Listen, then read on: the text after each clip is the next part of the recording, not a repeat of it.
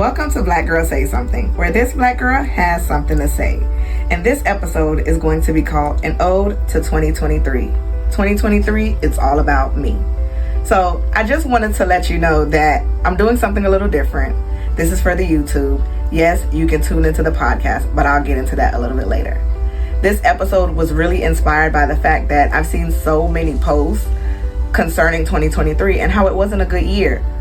But for me, I can't say the same.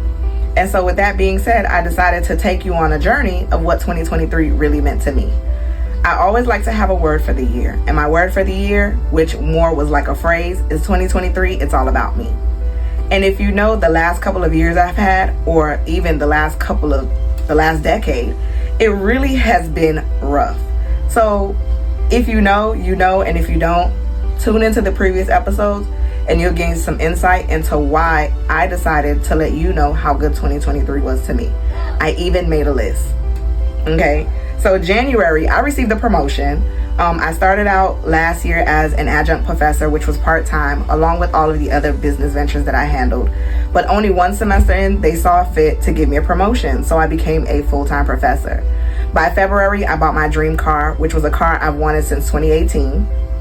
March, I took my kids on a cruise to Jamaica, and for the first time I did something. I swam with dolphins, and it was really great. So we went for spring break. I was off from the university, and it was a really great time. In April, I went to my high school reunion picnic. So it was all of the classes going back to like the 80s. I graduated high school in 2006, and I hadn't been to anything since I graduated high school. So it was really great to catch up. I took my kids and just really, be around people that were doing something and have been doing things. Then in May, I went to Guatemala with my sister. That was like really good because that was the first trip of the year that I went on without the children. And then I had a full circle moment because my cousin came here from Antigua for Memorial Day, which is at the end of May. And the great part was we hadn't hung out in like over a decade. Memorial Day. So she came, we had a good time, attended like a rooftop party, and it was just us hanging out, catching up, kind of like old times. So I really enjoyed that. By the time June came, I decided to create a summer bucket list. It was a video that I saw on TikTok, and she was like, create a summer bucket list, which led me into July. So by July, I had learned how to crochet and decided to do the big chop. I colored my hair last year, October, and I told my sister I just want to cut all of the color off. So I did that. I also even attended a few workshops, took my kids skating, and we went to some Home Depot workshops as we entered into July. July, I really took my self-care to the next level, decided to up my skincare routine, headed over to Sephora, and really just decided to take better care of myself. I did this also by going to the beach early in the mornings and walking, as well as I decided to, after my walks on the beach early in the morning, I would sit down and journal because it was the summer, so the kids were out of school. By August, it was my son's birthday, and so we went on another cruise, which would have been cruise number 2 for 2023. And that led us to go swim with the stingrays. That's what he wanted to do for his birthday. So we swam with stingrays in Bahamas, discovered conch. My daughter even got to kiss a sea cucumber, and we did some light snorkeling. By the time September rolled around, I had crossed pretty much everything off of my summer bucket list, and I went to Vision Expo. And if you don't know, you don't. But if you're an optician, you know how amazing that could be. I've always wanted to do it. I'm a licensed optician. I always wanted to go to Vision Expo. It was something I wanted to do since 2009, and I finally got to do it. And I did that at the end of September, leading into the beginning of October. And October is my birthday month, so I called it my pre-birthday adventure. I got to do that by myself, and honestly, it was really great. Went to Las Vegas, enjoyed the scene, enjoyed the event, and I spent maybe 48 hours. I even got some tattoos while I was there in Vegas. So leading into that, October was my 36th birthday, and I didn't go away. I did do a staycation, and while people asked me what I wanted for my birthday, I just wanted somebody to watch my children so I could take the time for myself and do what I see my higher self doing.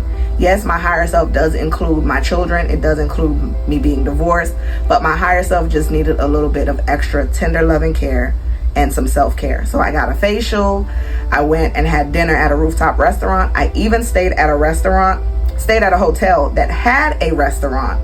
So that way, if I had a few drinks, I could just go to my room and chill and relax. That then brings me to November. November, I decided to skip out on all tradition. Skipped out on all tradition. And what I did was took my kids to SeaWorld. We took my car on a road trip to Orlando, Florida. We went to SeaWorld Orlando. We had Thanksgiving dinner at an underwater shark restaurant. And that was really nice. It was amazing. And my daughter even said, if you were cooking, we wouldn't have been able to have fun. And so I think going forward, no more cooking on Thanksgiving. I'll just go to a restaurant. And now here we are, December. It is Christmas, or Christmas is vastly approaching, right? As I'm recording this episode, I'm on a cruise, and I couldn't ask for any other way to spend it. Last year in December, we went on a Christmas cruise, but we did it so early in December that we decided every December we'll end the year with a cruise. And so this year we decided to do it during the week of Christmas. And yeah, we're on the ship, we're having a good time, and we're looking forward to spending Christmas in Jamaica.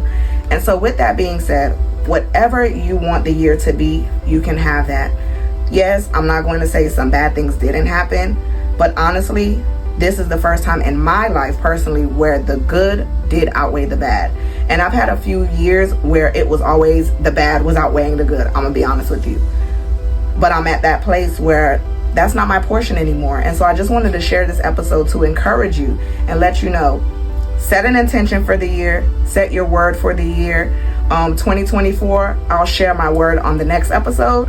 It's a little too soon to share it, but I just want to thank you for tuning in. And if you enjoyed this episode, I encourage you to share this with at least one person.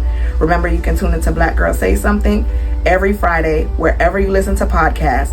And as far as our YouTube go, we plan to do a YouTube video once a month where you can tune in. We also have a subscription where you can tune in to Black Girl Say Something on Spotify.